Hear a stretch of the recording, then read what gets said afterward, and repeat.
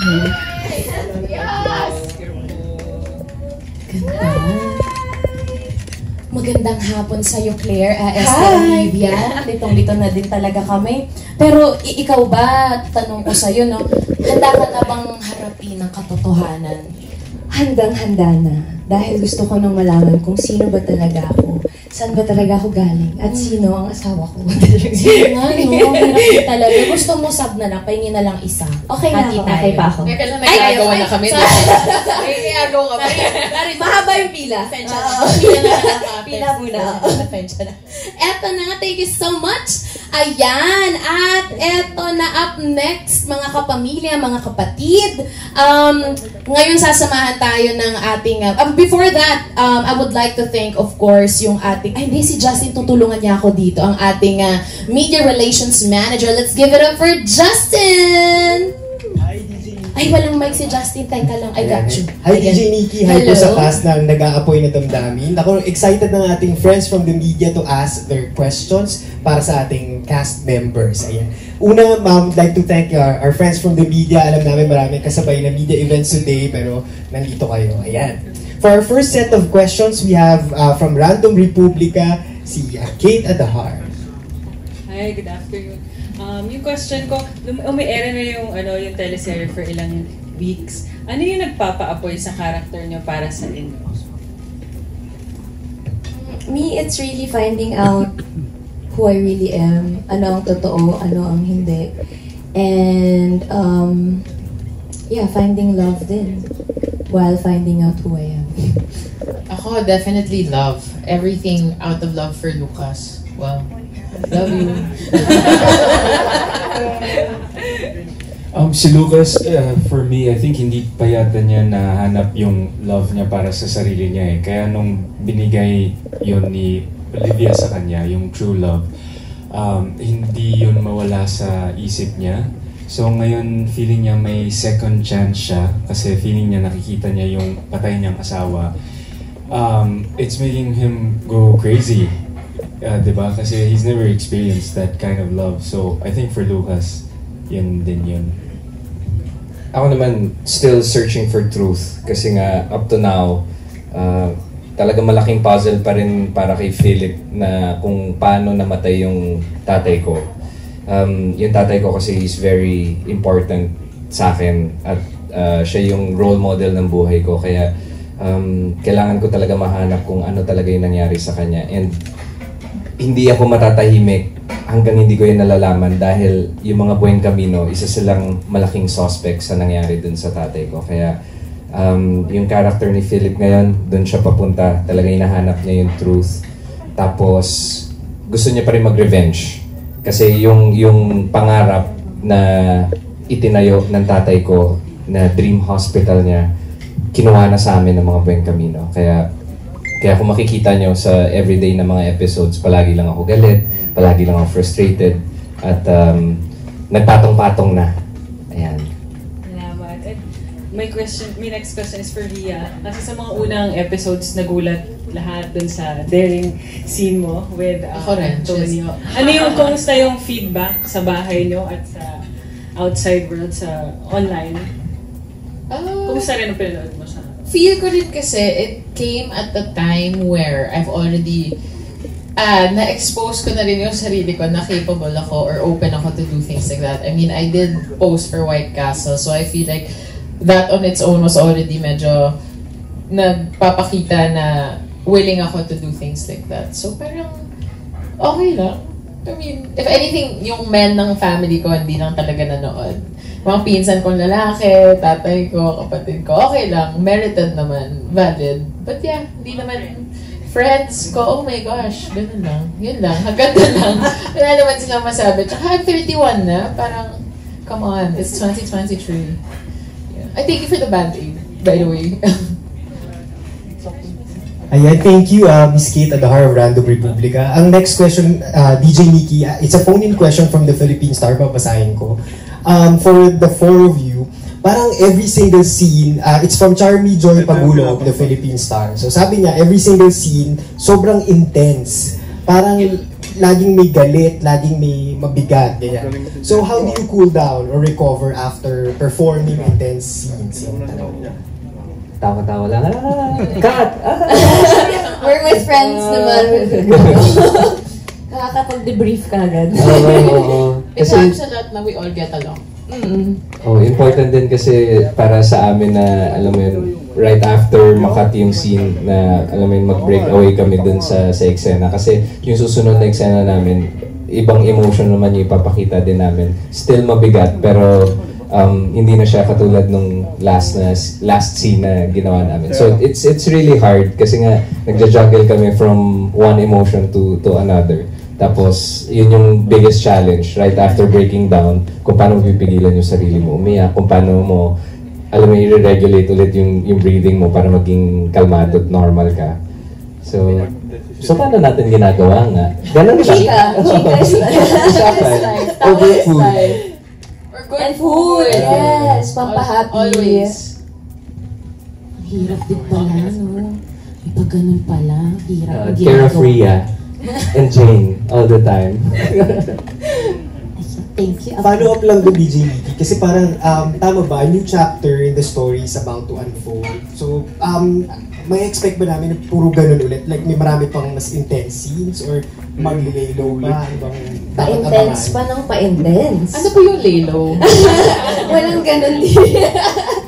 Hindi, mas marami pang, ano talaga, ito na yung tapatan talaga ng naming apat at ng ibang mga characters pa. Mas andyan na yung revenge, andyan na yung sagad na gantihan, at basta pa-intense pa ng pa-intense. Hindi pa pala sagad yung gantihan. Wala pa! Bangal pa yun. Bangal. Kalma pa yun.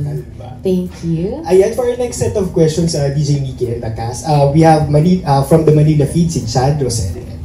Hi, congratulations. So for my first question, since kanina parang marireveal na yung kay Lucas at saka kay Olivia na parang makikita na niya yung past niya, parang gano'n. Paano nito babaguhin yung takbo ng kwento and yung mga characters ninyo? And ano yung i-expect nila for each one of you sa mga characters ninyo? Okay, let's go by character. Oo. Ayun na nga, ito nga yung pinaka-ayaw mangyari ni Melinda, o diba? So, andito na tayo. So, ngayon, Melinda will try to do whatever she can para ma-preserve yung marriage nila ni Lucas. Yun lang naman yun. So, medyo intense pa rin yun. Kasi paano? Diba? Paano ba? Sorry. Saan ba ako lulugan? Si Lucas naman, may effort naman talaga siya kasi yung dating house namin keeps reminding me of Olivia. Kaya ako bumili ng bahay na to para makalimutan na siya. Thank you, Lucas. Sakto, dumating si Claire. And ayaw nga ni Melinda na magkita kami, pero nangyari siya. So, mawawala na naman si Lucas sa sarili niya. Kahit ayaw din naman niyang sadyang saktan si Melinda. So, ayun. Si Philip naman, nung nagsimula yung story, ang intention niya talaga ay gantihan talaga yung mga Buen Camino. Dahil nga sa pakiramdam ko, sila talaga yung main suspect sa pagkamatay ng tatay ko. So talagang gusto ko silang gantihan. And ang pinakaunang at ang pinakamalakas na ganti na ibibigay ko sa mga Buen Camino ay nasa kamay ko, na hawak ko siya, si Claire. As in, ginawan ko siya talaga ng pagkatao at parang sinulat ko talaga yung buong storya ng buhay niya. Pero sa lahat ng paghihiganting ginagawa ko na yun, nakaramdam ako ng sobrang pagmamahal na para kay Claire. Na hindi ko na alam kung ano ba ang uunahin ko. Kung ang uunahin ba ni Philip ay mag-revenge pa rin ba sa mga Buen Camino o ipagpatuloy yung pagmamahal kay Claire, ilayo siya sa mga Buen Camino at mag-start kami ng sariling buhay. So, si Philip ngayon, caught up in the middle siya. Hindi niya na alam kung saan siya pupunta, kung ano yung uunahin niya, kung ano yung bibigyan niya ng importance. Pero so far, sa story, si Philip, binibigyan niya talaga ng importansya yung pagmamahal niya kay Claire. Hirap din ang pinagdadaanan talaga ng mga karakter mo.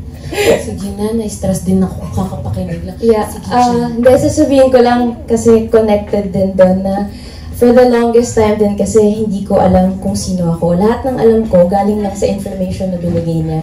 Pero what's exciting is unti-unti na bumabalik yung memories ko. Unti-unti na akong may mga naaalala from the past na tinatry ko rin intindihin or i-decode kung ano yung mga nakikita ko. Kasi hindi pa lahat malinaw eh. Pero,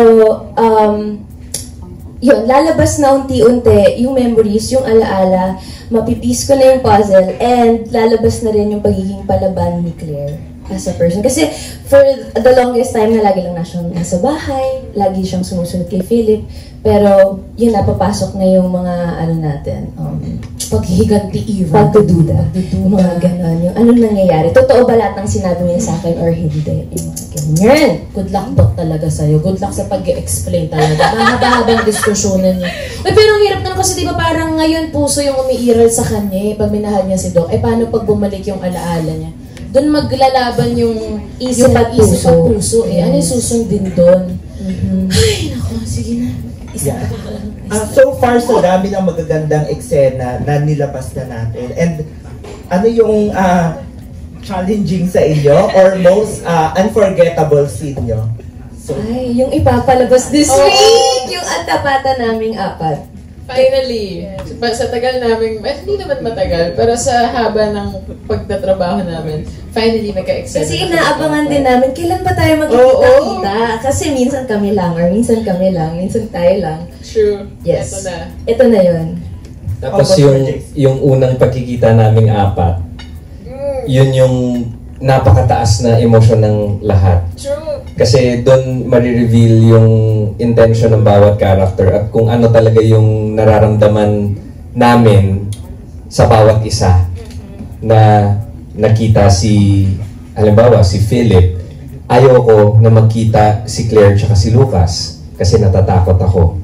Tapos si Claire naman, gusto niyang makilala si Lucas kasi naghahanap siya ng answers. Si Melinda naman, ayaw niyang magkita si Lucas saka si Claire kasi mawawalan siya. So alam mo yun, yung pagkikita naming apat na yun, marami kayong makikitang mga emotions na hindi namin pinapakita talaga sa bawat episode na dito lang nila makikita sa unang pagkikita namin. Mahirap yung eksena pero fulfilling siya kasi nga mabubusog kayo sa emosyon, sa information, kung bakit, ito pala yung pinanggagalingan ng bawat character. For sure. Yeah, yun. Well, actually, that scene won't be forgettable for me kasi hindi ko alam na ganun pala kataas yung emotion. Surprise! So, sabi ko kay Ria, Ria, I'm really scared. I don't know how I'm gonna do this. Pero we were guided really well with Direct FMR, and actually I went up to him tapos sinabi ko, Direct FM, I'm really scared. I think I really need help. Tapos naramdaman niya yung kamay ko nanlalamig na. He was very kind. He said, don't worry, we'll wait for you. He played really nice music, got us in the scene. So I appreciate Direct FM, and these three guys, they really helped me with that scene. Ginising na nga ni Jane eh. Oo nga. Oo, ilang beses. ayun, sa taas nga ng emosyon, may time ba na parang naidadala nyo yung mga character nyo, even parang off-cam na?